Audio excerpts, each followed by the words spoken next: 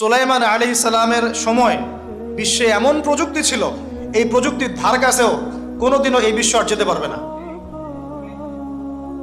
আমি আমার হেডসেট নিচ থেকে কথা বলছি না, এগুলো দলিল আছে সূরা সাবার মধ্যে, সূরা নামলের মধ্যে, অন্য অনেক জায়গায়, যে আল্লাহ রাব্বুল আলামিন সুলাইমান আলাইহিস সালামকে এমন রাজত্ব দিয়েছিলেন, এমন সুপ্রিম অথরিটি, ক্ষমতা, পাওয়ার, টেকনোলজি পৃথিবীতে কখনো ছিলও না, কিয়ামত পর্যন্ত আসবেও না।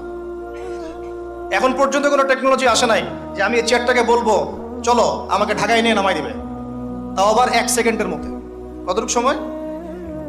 এখন পর্যন্ত কোনো টেকনোলজি আসে নাই যে আমি চোখের পলক ফেলবো, এইটুকু সময়ের মধ্যে আমার স্ত্রীকে আমার পাশে নিয়ে বসাই দিবে। আছে?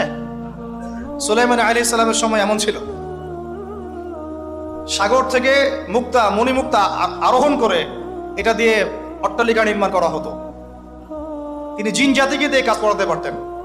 তিনি যাচ্ছেন রাস্তায়, পিঁপড়াটা গল্প করছে, এই সবাই গর্তে ঢুকো, সুলাইমান আসলে তোমাদেরকে পিষে ফেলবে, আর তিনি মুচকি মুচকি হাসছেন, পাখির ভাষাও বুঝতে পারছেন, পিঁপড়ার ভাষাও বুঝতে পারছেন। তার বাবা দাউদ আলাইহিস সালাম জাবুর তেলাওয়াত করছেন, এই সাগরের মাছ সব কাছে চলে আসছে জাবুর শোনার জন্য। এমন প্রযুক্তি আপনি এখনো বের করতে পেরেছেন? সভ্যতার যে বড়াইটা আমরা করি, এটা একটা কি এবার অহংকার। এটা কি আল্লাহ পাকের জন্য বলেছেন, আমি কত কওমকে এর আগে ধ্বংস করেছি, কত যে কওমকে আমি ধ্বংস করেছি। ফাসিরু ফিল আরদি ফানজুরু কাইফা কানা আকিবাতুল মুকাদ্দিবিন। তোমরা এই জমিনে বিচরণ করতে থাকো, দেখো যারা আল্লাহকে অস্বীকার করেছিল তাদের কি পরিণতি হয়েছে। তো আমরা এখন যেটাকে নিয়ে দাবি করি, এটা সর্বোচ্চ স্তর নয় প্রযুক্তির। তো যে জায়গা থেকে এখানে চলে আসলাম, যে কোথায় ছিলাম আমরা? এই জামানাতেও আমরা শিরক করছি, কিন্তু আল্লাহকেও বিশ্বাস করছি। প্রত্যেকটা সেক্টরে শিরক হচ্ছে। ডিটেলস বলার মতো জায়গাও এটা না, এবং এত সময় আমার হাতে নাই। আমি খালি সেক্টরগুলো বলে দিই। 1, এডুকেশন সেক্টর, শিক্ষা সেক্টর, এখানে শিরকের উপর শিরক হচ্ছে। আপনি যদি বিচক্ষণ হয়ে থাকেন, স্টাডি করেন, পড়াশোনা করেন, একটা অনেস্ট মন রাখেন, আগে সৎ একটা মন রাখেন। ডানে গেলে ডানে যাব, বামে গেলে বামে যাব, আমি নিউট্রাল থাকবো, আমি কোনো পক্ষ আগে নিব না, আমি যাচাই বাছাই করে দেখবো কথাটা সত্য না মিথ্যা। শিক্ষা ক্ষেত্রে শিরকের উপর শিরক হচ্ছে, শিরকের উপর শিরক। আজকে থেকে 25 বছর 30 বছর আগে যতটা শিরক ছিল না, এখন তার চেয়ে বেশি শিরক চলে আসছে। এমন এমন শিরক আসছে যেগুলোর প্রতি ঈমান রাখলে আপনার ঈমান ভঙ্গের 10টা কারণ আছে। এই 10 কারণের মধ্যে পড়ে যাবেন, আবার নতুন করে কালিমা শাহাদা দিয়ে ইসলাম কবুল করতে হবে, নতুন করে কালিমা শাহাদার সাক্ষ্য দিয়ে আবার মুসলিম হতে হবে। যতই দাম্ভিকতা দেখান, কবরে আপনাকেও যেতে হবে, কিচ্ছু করার নাই তখন। এখন যদি সলিউশনে না আসি, সংশোধন না করি, তাহলে অনেক দেরি হয়ে যাবে। এখনকার টিকটক জেনারেশনটা বিগত 30 বছরের মেহনতের ফসল। পশ্চিমাদের বিগত 30 বছরের মেহনতের ফসল এখনকার টিকটক জেনারেশন। ওরা মেহনত চালিয়ে যাচ্ছে, না জানি আরো 30 বছর পরে কোন টক জেনারেশন আসবে আল্লাহ ভালো জানে। একটা কমন সেন্সহীন, জীবনের উদ্দেশ্যহীন, একটা বুদ্ধিবৃত্তিক প্যারালাইজড প্রজন্ম। না জীবনের কোনো উদ্দেশ্য আছে, না কোনো পড়াশোনা করে, আর না একটু ভালো করে খেলাধুলা করে, আর না শরীর চর্চা করে, আর না কিছু লিখে, আর না কিছু জাতিকে কিছু দিচ্ছে, আর না পলিটিক্সে কোনো আগ্রহ আছে, আর না ইকোনমিক্সে কোনো আগ্রহ আছে, না ওয়ার্ল্ড অ্যাফেয়ার সম্পর্কে কোনো সচেতনতা আছে, না মুসলিম উম্মার এই দুরবস্থায় তার ভূমিকা রাখার কোনো ইচ্ছা পর্যন্ত আছে। না সালাত আদায় করে, না কোরআন তেলাওয়াত করে, আর না ওযু করতে জানে ঠিকভাবে, আর না ফরজ ওয়াজিব সুন্নাত মুস্তাহাব জানে, আর না ফিকহুল মুয়াসসারের মতো সহজ ফিকহের কিতাবগুলো তার আয়ত্ত করা আছে, না কোনো আলেমের সাথে সম্পর্ক আছে, না কোনো ইসলামিক স্কলারের কাছে সম্পর্কিত হয়, আর না মাদ্রাসায় যায়, আর না ইসলামের বেসিক ফান্ডামেন্টাল নলেজ অর্জন করে। জীবনের উদ্দেশ্যই নাই, শুধু মেয়ের পিছনে, শুধু মাদকের পিছনে, ড্রাগসের পিছনে, কোনো সময় মারামারি দাঙ্গা হাঙ্গামা করছে, কোনো সময় দেখা যায় বাইক দাবড়ায় বেড়াচ্ছে। বাবার বিত্তশালী, বাবার অনেক টাকা আছে, বাস কিনে দিয়েছেন বাইক, চলছে, পিছনে একটা বেহায়া বেশ্যা মেয়ে নিয়ে ঘুরছে। এ মেয়েটাও বেহায়া, শব্দটা ইউজ করতে চাইনি আমি আমি আমি এখানে জানি অনেক মা বোন আছেন, শব্দটা আমি ইউজ করতে চাই নাই, কিন্তু আমার ভিতরে এমন ক্ষোভ এদেরকে দেখলে হয় যে মুখ থেকে বের হয়ে গেল। একটা মেয়েকে আল্লাহ পাক সৃষ্টি করেছেন কি জন্যে? যাতে সে ইসমাইল আলাইহিস সালামের মতো সন্তান জন্ম দিতে পারে। এই বাইকের পিছনে ঘোরা মেয়েটা কি আপনাকে এরকম সন্তান দিতে পারবে? আপনি তো বোকা। আপনি মনে করছেন যে অল্প সময়ের জন্য আমি তাকে নিয়ে একটু মজা করি।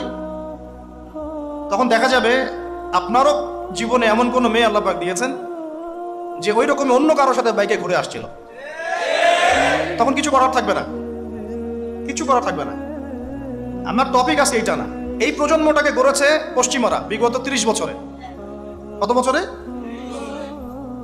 এখন যে এডুকেশন সিস্টেমটা চলছে, এটা যদি এভাবেই চলতে থাকে, আপনি আর 20 বছর পরে এমন একটা প্রজন্ম পাবেন যাদেরকে যদি আপনি, আমি চ্যালেঞ্জ করতেছি, যাদেরকে যদি আপনি নতুন করে কোনো মুক্তিযুদ্ধে পাঠান, গুলি খেয়ে ফেরত আসবে, একটাকে মারতেও পারবে না। না দেশের প্রতি কোনো মহব্বত আছে, না উম্মার প্রতি কোনো মহব্বত আছে। না দেশের জন্য কিছু করতে পারবে, না জাতির জন্য, না উম্মার জন্য। সবচেয়ে বড় স্তর হচ্ছে উম্মার জন্য। সবচেয়ে বড় স্তর কি? উম্মার জন্য, যে পুরো মুসলিম উম্মা একটা জাতি, আমি এমন একজন বড় নেতা হব যে পুরো মুসলিম উম্মার জন্য কাজ করব।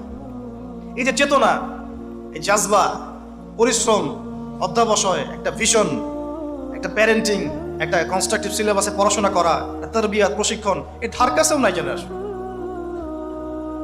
আমরা ঢাকায় দেখি মানুষ খালি খাচ্ছে আর খাচ্ছে, সবাই বসে খায়।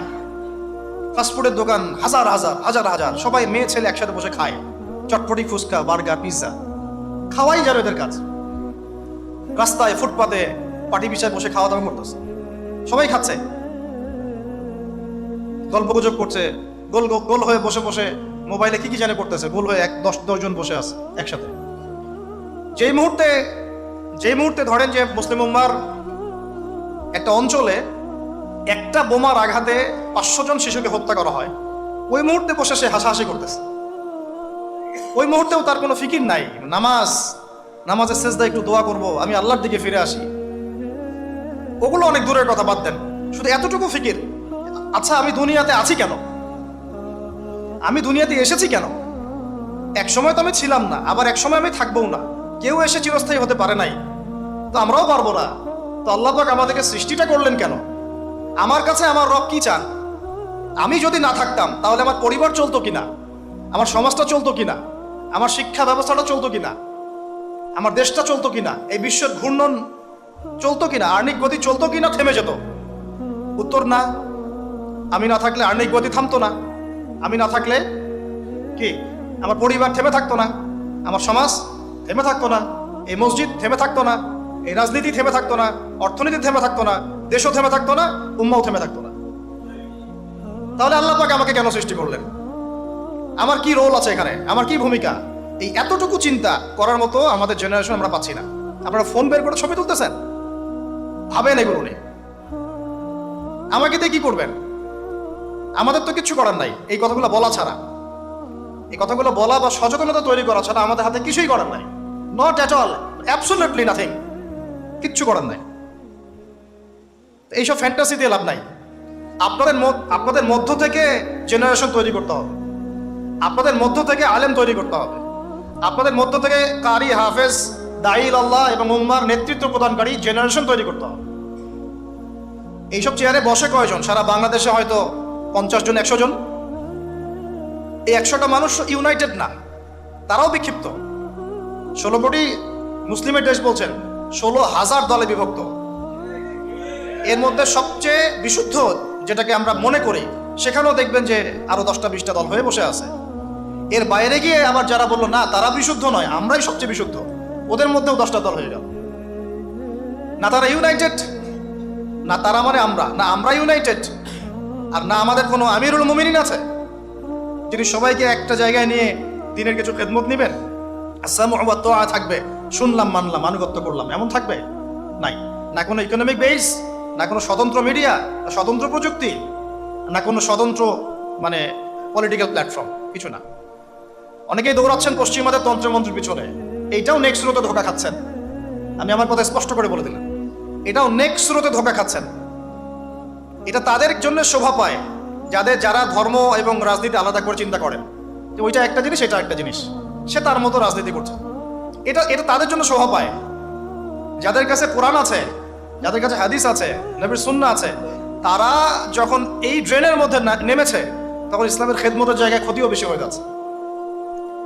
কোনো সময় কিছু কিছু বেনিফিট হয়তো আপনি পাচ্ছেন, মনে করছেন এই অল্প অল্প বেনিফিটে হয়তো অনেক কিছু হয়ে যাবে, ভুল ধারণা আপনার। একটাই উপায়, একটাই মানহাজ, একটাই পথ পদ্ধতি, নবী সাল্লাল্লাহু আলাইহি ওয়াসাল্লামের সিরাত। নবী সাল্লাল্লাহু আলাইহি ওয়াসাল্লামের সিরাত, তার জীবনী। এই জীবনী আমাদেরকে শেখাবে কিভাবে ইসলাম শূন্য থেকে একদম আসমানে উঠেছে, কিভাবে ইসলাম একদম শিকড় থেকে শেকড়ে গিয়েছে, শেখাবে সিরাত, নবী সাল্লাল্লাহু আলাইহি ওয়াসাল্লামের জীবনী। ইয়াং জেনারেশনকে জিজ্ঞাসা করেন কতজন পড়েছে সিরাত। ওইখান থেকেই আপনাকে কথা বলছিলাম, ওই যুগটাকে কেন জাহিলি যুগ বলেন, এত কেন টিটকারি করি, এত কেন তাকে ধিক্কার দেই? কারণ ওই যুগে শিরক ছিল, শিরক আকবার। এখনকার বিশ্বে শিরক আকবার দিয়ে ভর্তি। কোন কোন সেক্টরে বলছিলাম, এডুকেশনে আছে শিরক, ইকোনমিক্সেও শিরক আছে। এটা বোঝার জন্য অনলাইনের ব্রাদার সিস্টার্সরা আপনাকে হেদায়েত দিতে পারবে না। এটা বোঝার জন্য আপনাকে এমন স্কলারশিপের কাছে আসতে হবে যারা কোরআন এবং হাদিসকে দিয়ে বর্তমান ইকোনমিকে ডিল করতে পারে। শুধু সেকুলার ইকোনমি আর শুধু ইসলামিক ইকোনমি দিয়ে হবে না, দুটোকে কম্বাইন করতে পারে যারা, এ ধরনের স্কলারশিপের কাছে আসেন, আপনাকে বুঝিয়ে দিবে এখানে অর্থনীতির মধ্যে শিরক আছে কোথায় কোথায়।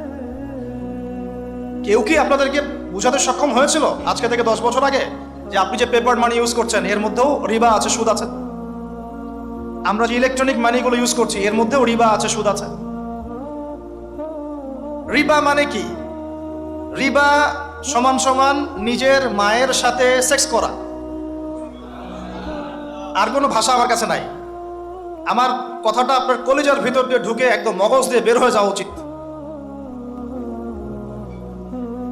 রিবা, সুদ ইজ ইকুয়াল টু নিজের মাকে বিয়ে করা, নিজের মায়ের সাথে ব্যভিচার করা, নিজের মাকে বিছানায় নেওয়া, নিজের মায়ের সাথে সেই কাজ করা যা আমি আমার স্ত্রীর সাথে করি।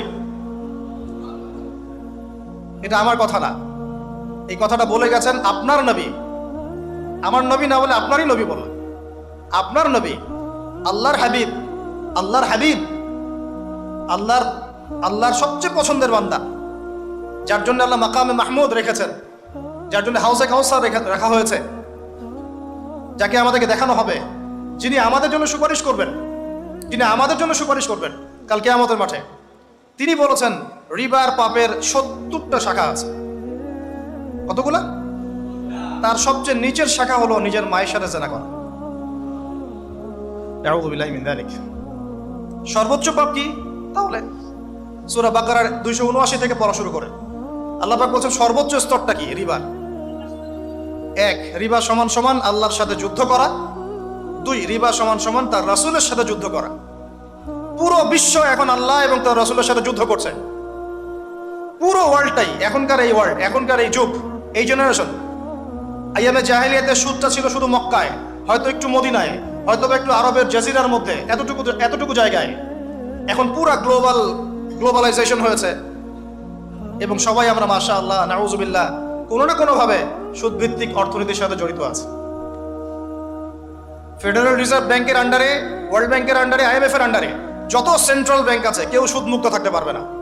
আপনি গভর্নমেন্টকে দোষ দিয়েন না, গভর্নমেন্টকে দোষ দিয়ে লাভ নাই, কিছু করতে পারবেন না। শিরকের গোড়া হচ্ছে এখন ওই পশ্চিমা শক্তিটা, একদম শিরকের গোড়া, তাগুদের গোড়া, যত শয়তানি অন্যায়ের মূল গোড়াই জায়গাটা।